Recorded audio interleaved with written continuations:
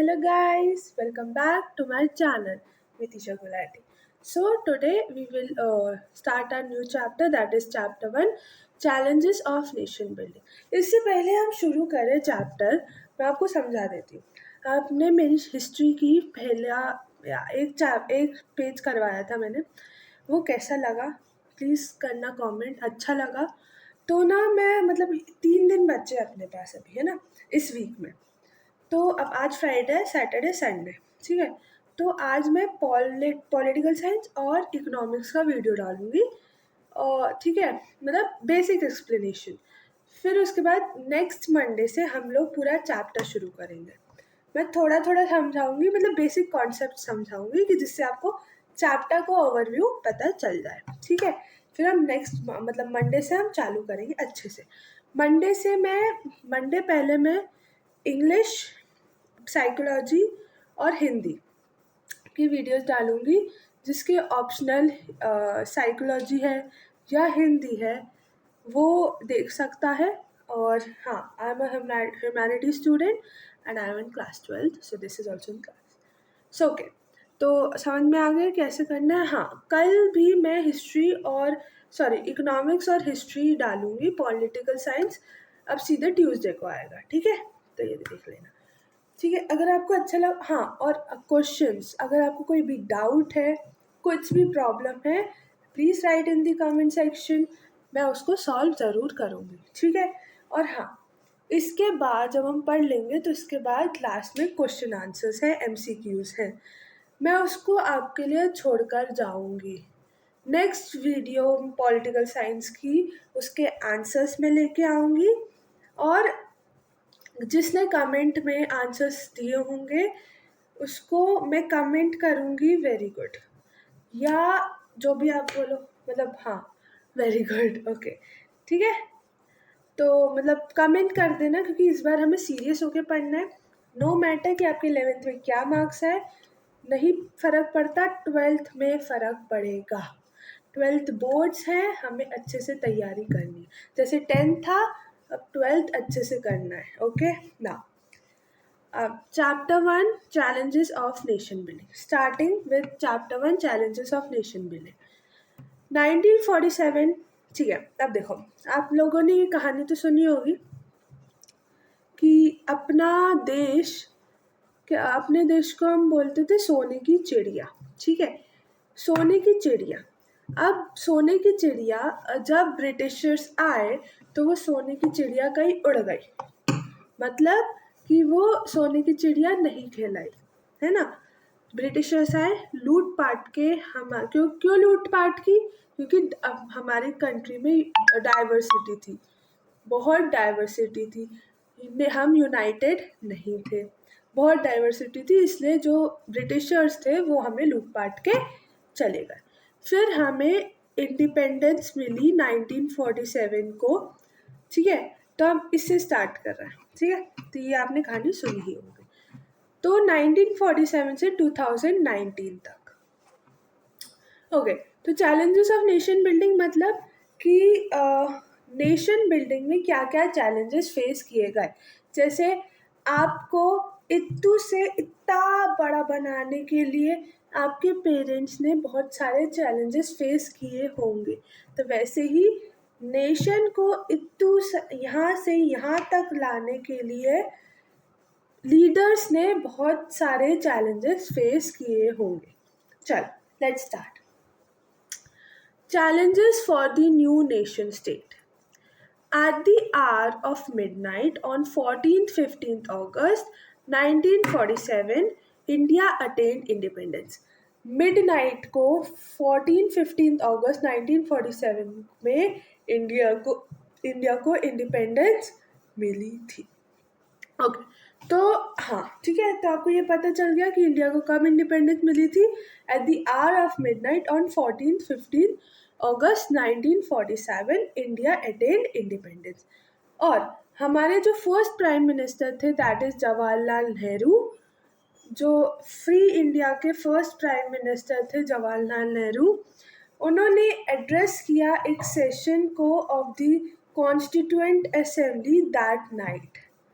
उनकी एक famous speech है that is trust with destiny.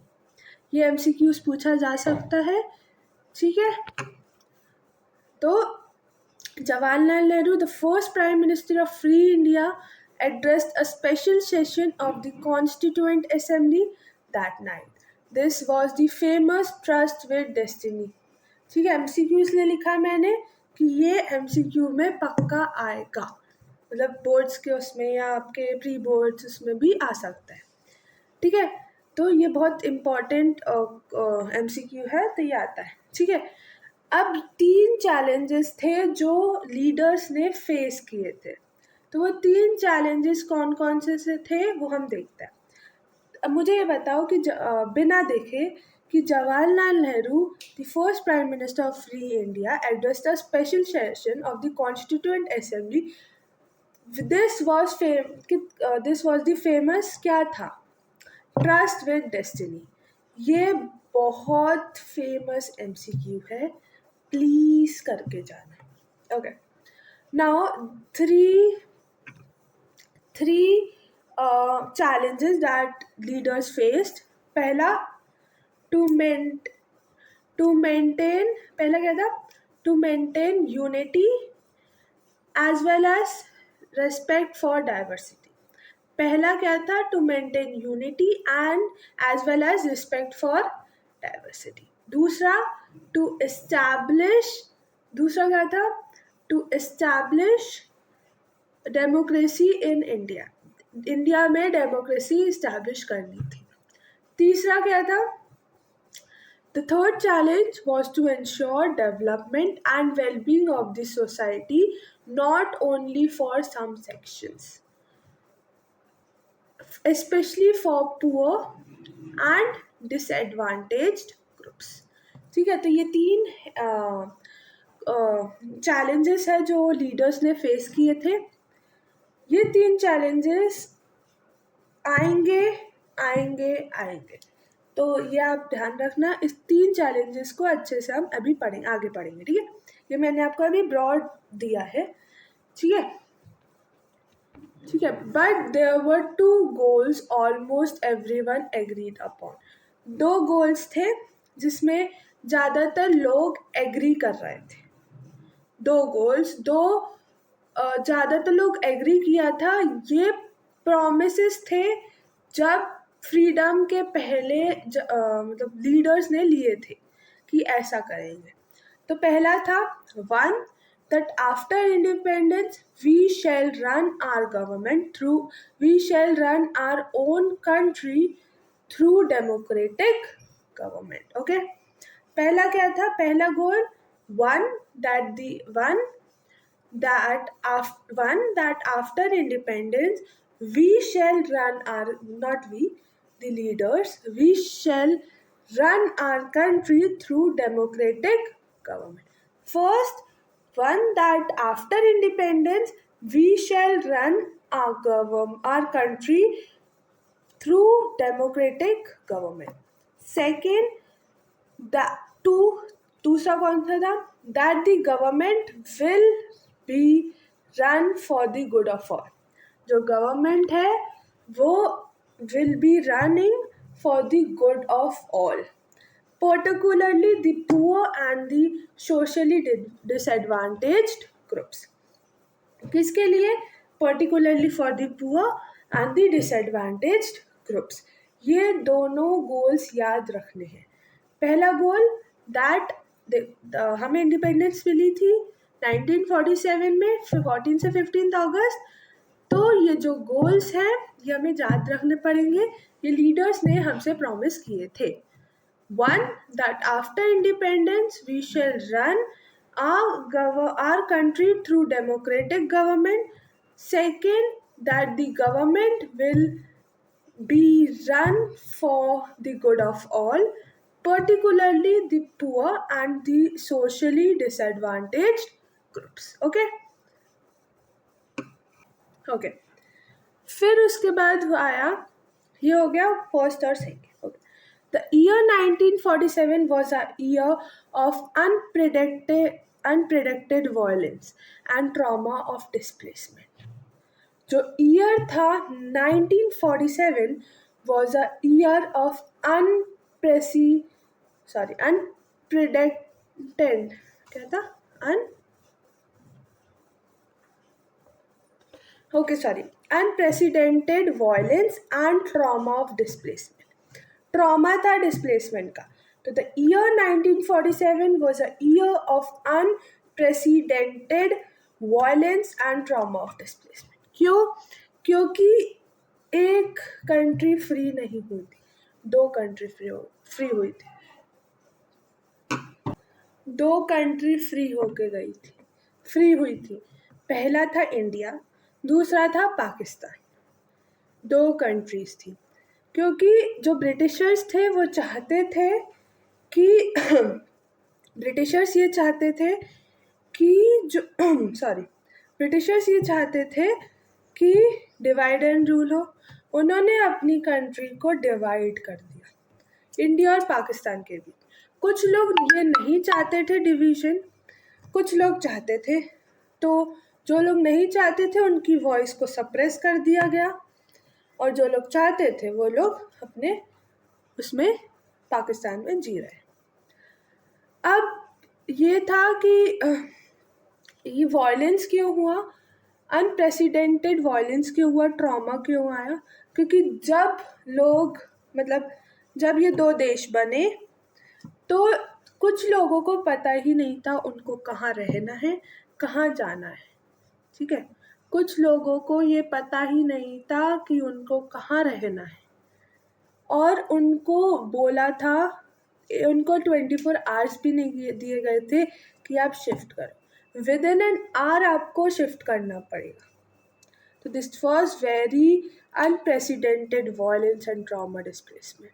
ठीक है, और हाँ, इसमें यह भी हुआ था कि freedom came with the partition of the country, जो मैंने आपको बताया कि जो freedom I with the partition of the country.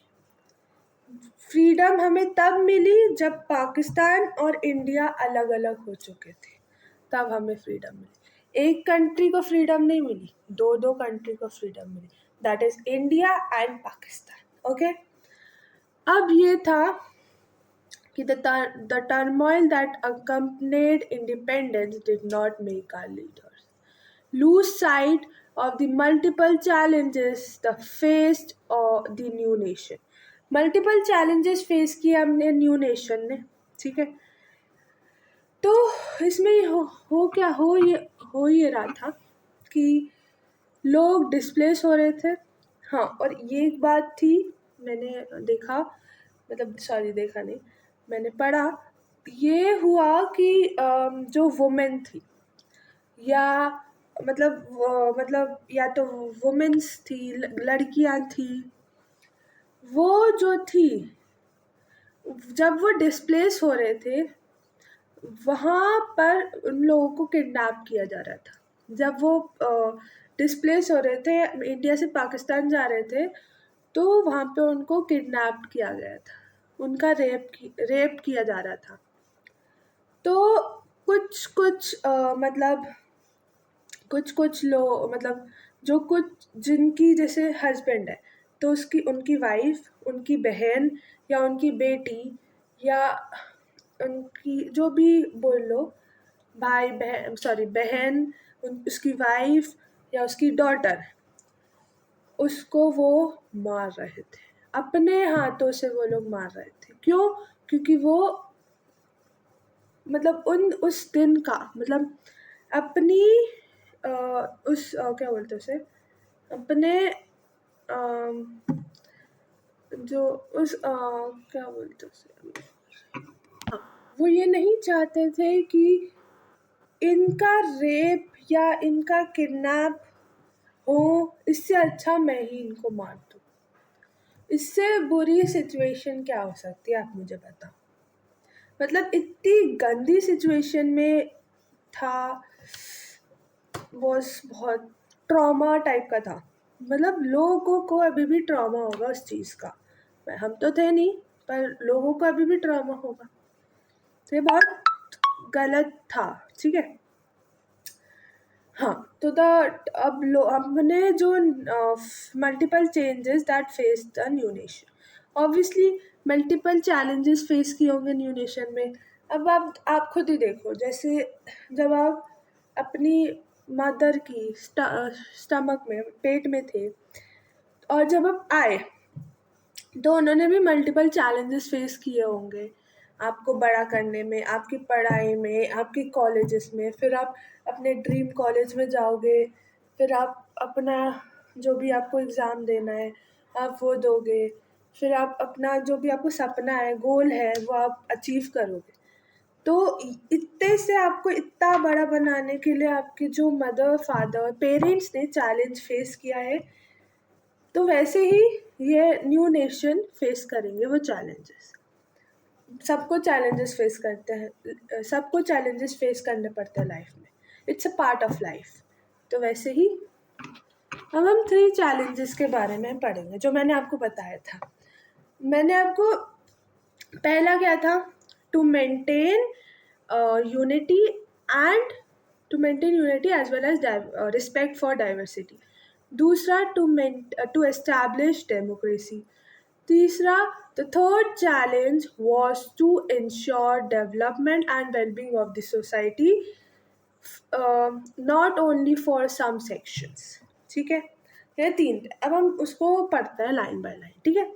So broadly, independent India faced 3 challenges. The first and the immediate challenge was to shape a nation that was united yet accommodative of the diversity in our society. The first and the immediate challenge क्या था? The first and the immediate challenge was to shape। अब जैसे मैं चिल्ला रही हूँ ना, वैसे आप घर पे बहुत ज़ोर से चिल्लाओ कि आपको बहुत, मतलब लॉन्ग टर्म मेमोरी में चले जाए कि आप कभी भूलो ना। ठीक है, तो the first and immediate challenge to shape a nation that was united yet accommodative of the diversity in our society। पहला चैलेंज क्या था? The first and the immediate challenge was to shape a nation that was united yet accommodative of the diversity in our society। Now, the second challenge was to establish democracy in India। India adopted representative democracy based on the parliamentary form of government। These features ensure that the political competition would take place in a democratic framework। पहला हमने पढ़ा, the first and the immediate challenge was to shape a nation that was united yet accommodative of the diversity in our society। The second challenge was to establish democracy। ठीक है, तो democracy कैसे adopt की इन्होंने वो देखते हैं। India adopted representative democracy based on the parliamentary form of government. क्या हुआ? Based on the parliamentary form of government. ठीक है, ठीक है, तो India adopted representative democracy based on the parliamentary form of government। These features ensure that the political competition would take place in a democratic framework। Democratic framework में ही जो political competition है वो take place करेगा। समझ में आया? A democratic condition is necessary but not sufficient for establishing a democracy। मतलब इसमें बोला है कि ये एक democratic condition, constitution is necessary, ज़रूरी है पर सफिशिएंट नहीं है फॉर इस्टेब्लिशिंग और डेमोक्रेसी। सफिशिएंट नहीं है, नेसेसरी है पर सफिशिएंट नहीं है। The challenge was to develop democratic practices in accordance with the constitution। With the accordance in the constitution। ठीक है, तो फर्स्ट था, the first and the immediate challenge was to shape a nation that was united yet accommodative of the diversity in our society. The second challenge was to establish democracy. The third challenge, अब third challenge क्या आता है? The third challenge is to the third challenge is to was to ensure sorry the third challenge was to ensure the third challenge was to ensure the development and well-being of the society of the entire society, and not only some sections, okay. the constituent the Constitution clearly laid down the principle of equality and special protection to socially disadvantaged groups and the religious and cultural commodities. ठीक है, तो ये 3 challenges अच्छे से याद रखना, वो 2 goals मैं आपको फिर से रिवाइज करवाती हूँ। चलो ठीक है, तो हमने पहले ये देखा कि जो हमारी इंडिया सोने की चिड़िया बोलते थे हम अपने इंडिया को, जब ब्रिटिशर्स आए तो वो सोने की चिड़िया कहीं उड़ गई, अब नहीं बोलते हम मुँह से, सोने की चिड़िया वो कहीं उड़ गई और ब्रिटिशर्स हमें लूट पाट के डिवाइड एंड रूल करके चले गए। हमको इंडिपेंडेंस मिली जब हमारी कंट्री के 2 हिस्से हो चुके थे, 2 पार्टीशंस हो चुके थे, that is India and Pakistan. तो ये बात है 1947 से 2019 तक, ठीक है। हमें इंडिपेंडेंस मिली थी 14 से 15 मिडनाइट में, जब सब लोग सो रहे थे। 14 से 15 अगस्त 1947 मिडनाइट इंडिया अटेन्ड इंडिपेंडेंस। अब जो the first prime minister of the free India got gave the speech on the trust with destiny, ठीक है। देन उसके बाद क्या हुआ, उन्होंने स्पीच दी, ठीक है, ट्रस्ट विद डेस्टिनी।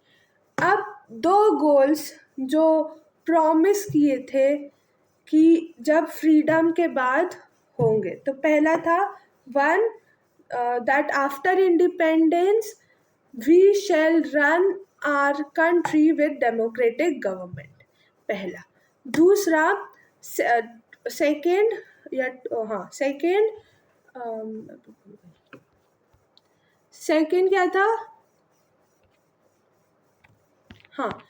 क्या था बताओ? सेकेंड ये था that the government will be run second, the government will be run for the good of all, particularly the poor and the socially disadvantaged group, ठीक है, socially disadvantaged group। फिर उसके बाद हमने पढ़ा कि the year 1947 was a year of unprecedented violence and trauma of displacement. Freedom came with the partition of the country, freedom I with the partition of the country। फिर हमने पढ़ा कि जो लोग थे जो अपने वाइफ, अपने डॉटर, अपने बहन को खुद अपने हाथों से ही मार रहे थे कि उनका रेप ना हो, कि वो किडनैप ना हो, और the turmoil that accompanied independence did not make our leaders lose sight। हमारे लीडर्स ने लूज साइट नहीं की ऑफ अपना हिम्मत नहीं छोड़ी of the multiple challenges that faced the new nation. फिर हमने दीज 3 चैलेंजेस पढ़े। पहला चैलेंज था the first and the immediate challenge was to shape a nation that was united yet accommodative of the diversity in our society. The second challenge was to establish democracy। उसमें हमने ये पढ़ा कि इन्होंने democracy को adopt करने के लिए पार्लियामेंट्री फॉर्म ऑफ गवर्नमेंट ली थी, ठीक है। ये इंश्योर करता है कि that the political competition would take place in a democratic framework, ठीक है। फिर ये इनफ नहीं था, मतलब ये नेसेसरी था पर इनफ नहीं था। to establish democracy. ठीक है. फिर the third challenge was to ensure the development. The third challenge was to ensure the development and well-being of the society, of the entire society and not only of some sections. हाँ, ये हमने नहीं पढ़ा. The Constitution also set out in the Directive Principles of the State Policy, DPSP, जो हम 11th में पढ़ के आए थे, the welfare goals that democratic politics must achieve. The real challenge now was to evolve effective policies for economic development and eradication of poverty. Poverty को हटाओ, बहुत पॉवर्टी थी. अब यहाँ पे अपना क्लास ख़त्म होती है, पर हाँ एक चीज़ मैंने आपको बोली थी, मैं क्वेश्चन MCQs लाई हूँ. 3 MCQs है और एक लॉन्ग क्वेश्चन है, दैट इज 6 मार्क्स. तो मुझे कमेंट में ये बताना, उसके आंसर्स देना, और कमेंट में उसके आंसर्स चाहिए मुझे. और नेक्स्ट वीडियो पॉलिटिकल साइंस की जब आएगी, आई थिंक सो ट्यूसडे को आएगी, तो उसमें मैं इसके आंसर्स बताऊंगी, आप चेक कर लेना. ओके. तो पहला क्वेश्चन मैं बता देती हूँ. On the midnight of 14-15 August 1947, Jawaharlal Nehru addressed a special session of the Constituent Assembly. What was this famous speech called? इस फेमस स्पीच को क्या बोलते हैं? A, discovery of India, B, tryst with destiny, C, freedom at midnight, D, the new down. ठीक है. Second, after independence, almost everyone agreed on two main goals for India. One was democratic government and the second was, पहला तो हमें पता है democratic government थी, दूसरा A, expanding the military, B, running the government for the good of all, particularly the poor, C, becoming a global superpower immediately, D, closing all borders for trade. I know ये पता होगा आप लोगों को, तो comment करना answers. Question 3, which of the following was the most immediate challenge faced by independent India as mentioned in your notes? जो notes में मेंशन है. A, to establish a space program to shape a nation that was united yet accommodative of diversity. C, to change the national language immediately. D, to build the world's largest army. So these was the MCQs. Now long answer question, 6 mark का, 6 marks. Question. Independent India faced 3 major challenges immediately after 1947. Elaborate on these 3 challenges as discussed in your study of nation building. तो इसका answer भी देना. मैंने आपको बताए थे 3 immediate challenge, वो ही है इसका आंसर. 6 मार्क्स में आएगा ये, तो कर लेना. This all for today. Thank you. Bye. Bye.